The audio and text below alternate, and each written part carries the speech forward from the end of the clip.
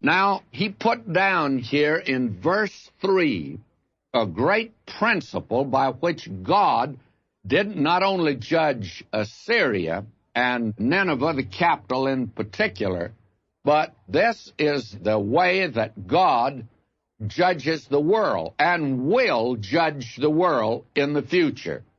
The Lord is slow to anger and great in power, and will not at all acquit the wicked. The Lord hath his way in the whirlwind, and in the storm, and the clouds are the dust of his feet. Now, the Lord is slow to anger. That is something Nahum makes very clear.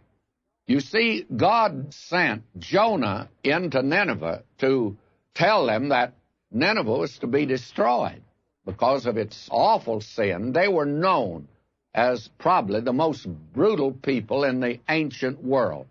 And God said that judgment would come. But these people, the entire city of Nineveh, repented and turned to God.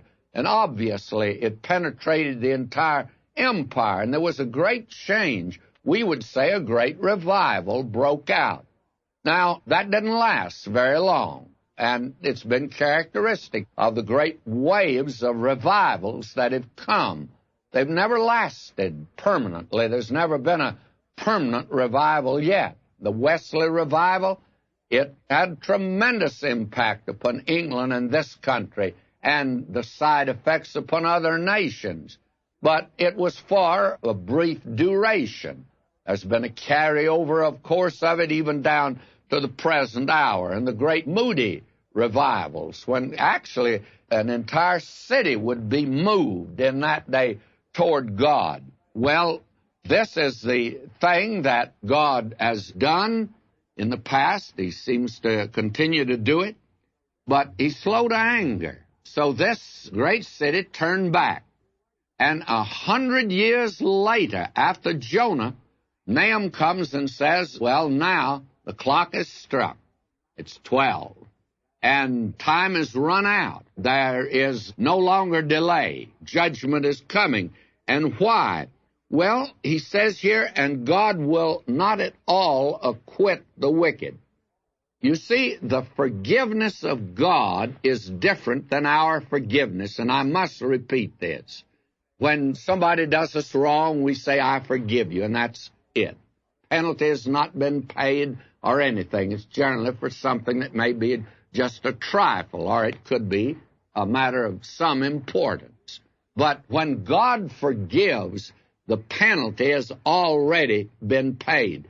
Because, you see, God is the judge of this earth. He is not only its creator, he not only is running it, but he's the moral ruler of this universe.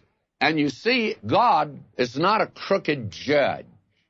You can't slip something under the table to him and get him to let you off easy.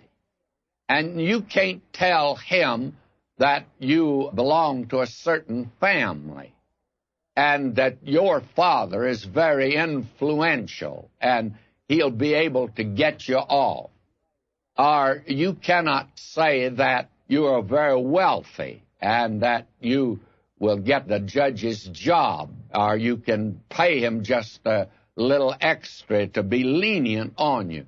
You can't deal with God like that. God must judge the wicked, and all of us are told that the heart is desperately wicked. Not just a little wicked, but desperately wicked.